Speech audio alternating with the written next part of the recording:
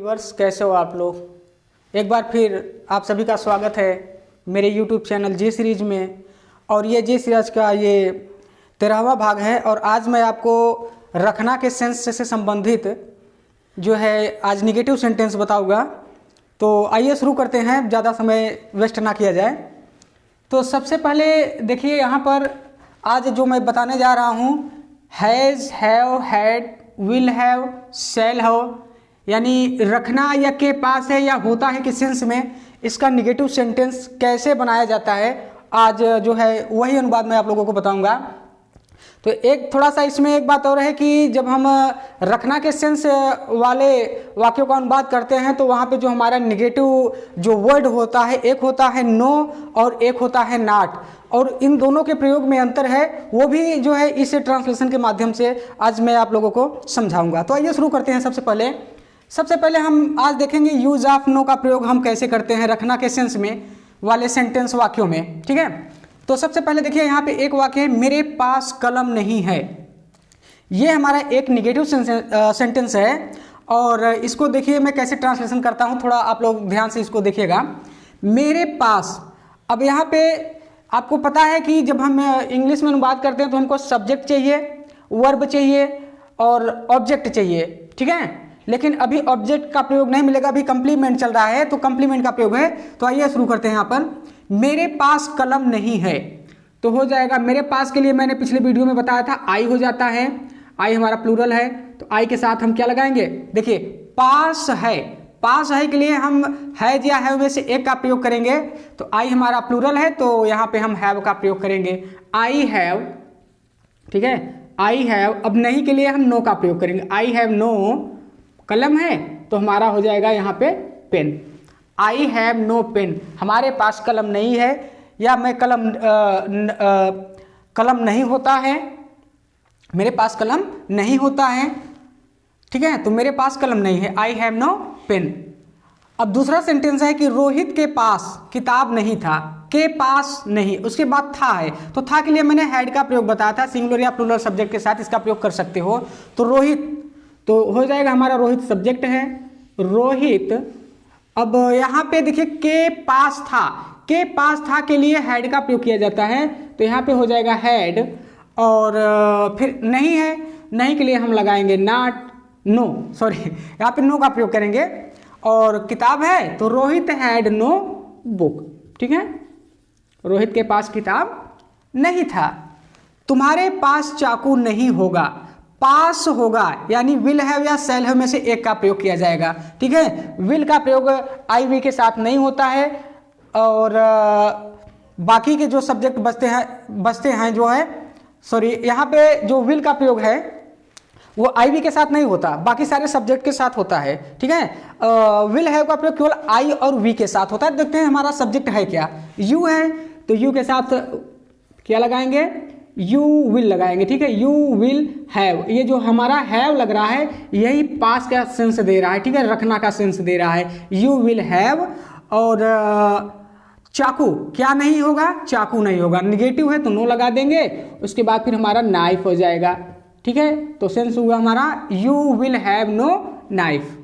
अब देखिए रवि के पास बंदर थोड़ी है। अब रवि के पास बंदर थोड़ी है का मतलब क्या हुआ, इसका सेंस जो है कि रवि के पास बंदर नहीं है, रवि के पास बंदर नहीं है, ठीक है। तो यहाँ पे के पास है, ठीक है।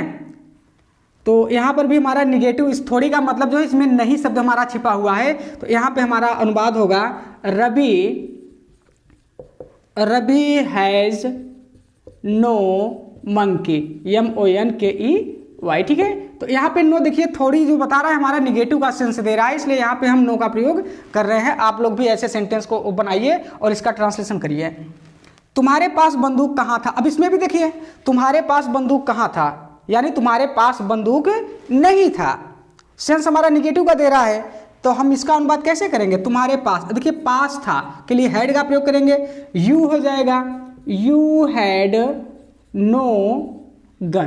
तुम्हारे पास बंदूक कहाँ था, तुम्हारे पास बंदूक नहीं था। दोनों एक ही है, सेंस थोड़ा अलग अलग टाइप का है सेंटेंस हमारा। हमारे पास किताब थोड़ी होगा, पास थोड़ी होगा, मतलब हमारे पास किताब नहीं होगा। तो वी है, वी के साथ हम शैल का प्रयोग करते हैं। We shall have no book है, तो हो जाएगा हमारा ये बुक, किताब का यहाँ जो किताब है उसका मतलब बुक। अब देखिए यहाँ पे लास्ट है हमारा, राजा के पास कई सेनाएं नहीं हैं, निगेटिव है यहाँ पे। अब देखिए इसका ट्रांसलेशन थोड़ा अलग टाइप का है, तो के पास नहीं है, किसके पास नहीं है? राजा के पास। तो द किंग हैड, नॉट लग जाएगा, ध्यान देना यहाँ पे, नॉट मैनी, कई के लिए मैनी हो जाएगा, और यहाँ पे हमारा है सेनाएं, तो सोल्जर्स हो जाएगा। ठीक है, क्या हो जाएगा? सोल्जर्स। अब आप लोग ध्यान दीजिएगा, यहाँ पे मैंने नहीं के लिए नॉट, नो बताया, फिर नो आया, यहाँ पर भी नो है, यहाँ पर भी नो है, यहाँ पर भी नो है, और यहाँ पर भी नो है, लेकिन यहाँ पे हमारा नॉट क्यों आ रहा है? ठीक है, इसको थोड़ा ध्यान दीजिएगा। अब यहाँ पे नॉट क्यों है, अब मैं आपको समझा रहा हूँ। ठीक है, आइए समझते हैं यहाँ पे नॉट का प्रयोग क्यों हुआ है। ठीक है, तो देखिए यहाँ पर मैंने लिख दिया है कि नो और नॉट में अंतर क्या होता है। यहाँ पे सेंटेंस भी मैंने लिख दिया है। ये इसको मैं समझाता हूँ कि कैसे हम नॉट लगाते हैं और किस कंडीशन में हम जो है नो लगाते हैं। देखिए नो हमारा जो है एक एडजेक्टिव है। ठीक है, नो हमारा क्या है? एक एडजेक्टिव है जो कि नाउन या प्रोनाउन को क्वालिफाई करता है, यानी नाउन या प्रोनाउन की विशेषता बताता है। और हमारा एक है नॉट। ठीक है, नॉट का भी मतलब नहीं होता है और नो का भी मतलब नहीं होता है, लेकिन नो हमारा एडजेक्टिव है, नाउन प्रोनाउन को क्वालिफाई करता है, नाउन प्रोनाउन की विशेषता बताता है। और नॉट जो है एक एडवर्ब है जो नाउन और प्रोनाउन को छोड़ करके बाकी सभी पार्ट ऑफ स्पीच के जितने भी वर्ड होते हैं उन सब की विशेषता बताता है। ठीक है, तो यही कारण है कि देखिए यहाँ पे जैसे है मेरे पास किताब नहीं है, आई हैव नो। अब देखिए नो के बाद सीधा हमारा क्या आ रहा है? एक नाउन आ रहा है। ठीक है, तो जो हमारा जो हमारा एडजेक्टिव होता है वो नाउन के पहले लगाया जाता है। तो यहाँ पे बुक हमारा एक नाउन है और जो ये नो है ये एक एडजेक्टिव है, नाउन के ठीक पहले लगा है। ठीक है, नाउन के ठीक पहले लगा हुआ है, इसलिए जब नाउन जो हमारा एडजेक्टिव होता है वो सीधा इसकी जो है विशेषता बता रहा है, इसको क्वालिफाई कर रहा है। ठीक है, नाउन क्वालिफाई कर रहा है और बीच में कोई शब्द नहीं आया है। ठीक है, तो हम इसलिए यहाँ पे नो लगा रहे हैं। लेकिन यहाँ पे ध्यान दीजिएगा दूसरे सेंटेंस में कि मेरे पास कई किताब नहीं है, आई हैव नॉट। अब देखिए नॉट, अब यहाँ पे नो क्यों नहीं लगा? यहाँ पे नो लगा हुआ है और यहाँ पे नॉट क्यों लगा हुआ है? नो के बाद सीधा हमारा नाउन आ रहा है, लेकिन यहाँ पे नॉट के बाद सीधा नाउन नहीं आ रहा है, बल्कि यहाँ पे हमारा जो है अलग दूसरे शब्द आ रहे हैं। ठीक है, मेनी बुक्स, ये जो है डायरेक्ट जो है किसको क्वालिफाई कर रहा है? मेनी, और यहाँ पे जो बुक्स को तो नहीं कर रहा है। ठीक है, मेनी जो है कई, यह संख्या को बता रहा है। ये यहाँ पे एक जो है एडवर्ब है, यहाँ पे एडवर्ब है क्योंकि नॉट के बाद हमारा नाउन नहीं आया बल्कि हमारा क्या आया है? एक एडजेक्टिव आया है, जो कि हमारा संख्यावाचक जो है ये एडजेक्टिव है। तो ये नॉट जो है ये बुक को क्वालिफाई नहीं कर रहा है बल्कि ये किसको क्वालिफाई कर रहा है? मेनी को जो है क्वालिफाई कर रहा है। और यहाँ पे हमारा जो बुक है ये हमारा नाउन है। अब देखिए नाउन और यहाँ पे जो नो होना चाहिए इसके बीच में जो गैप है वहाँ पे मेनी का प्रयोग किया गया है। अब इसलिए देखिए यहाँ पे नो का डायरेक्ट प्रभाव इस पे पड़ रहा है, लेकिन यहाँ पे नॉट का डायरेक्ट प्रभाव इस पे नहीं पड़ रहा है क्योंकि हमारा एक एडवर्ब है। ठीक है, तो आप लोग इतना ध्यान दीजिएगा कि आपको नो जब लगाना है, जब नो के बाद सीधा आपको नाउन लिखना हो। अगर आपको नो के बाद नाउन, अगर आपको नाउन लिखना है तब आप नो का प्रयोग करेंगे। अगर नॉट के बाद अगर कोई भी जो है हमारा इनमें से a, an, much, many, enough, any, 1, 2, 3 etc आदि अगर इसमें से कोई भी आ जाए, ठीक है, और तब हमें नाउन लगाना हो तब हम वहां पे नॉट का प्रयोग करेंगे, न कि नो का। तो समझ में आ रहा है ना? देखिए एक एग्जांपल और देखिए, मदन के पास ढोल नहीं था, मदन के पास ढोल नहीं था। तो मदन हैड के बाद देखिए नो आया है। अब नो के बाद हमें क्या नाउन देना है? यहाँ पे ये ढोल हमारा क्या है? नाउन है। ये जो है नो के बाद सीधा हमारा नाउन आ रहा है, इसके बीच में कोई, ये इसमें से कोई भी शब्द हमारा नहीं आ रहा है। ठीक है, तो ये हमारा जो है डायरेक्ट क्वालिफाई कर रहा है ड्रम यानी ढोल को।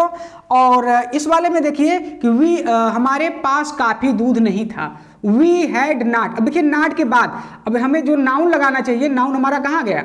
इधर आ गया। ठीक है, इस दोनों के बीच में हमारा एनफ आया है, we had not enough milk. अब जो नॉट है क्वालिफाई एनफ को कर रहा है, न कि मिल्क को।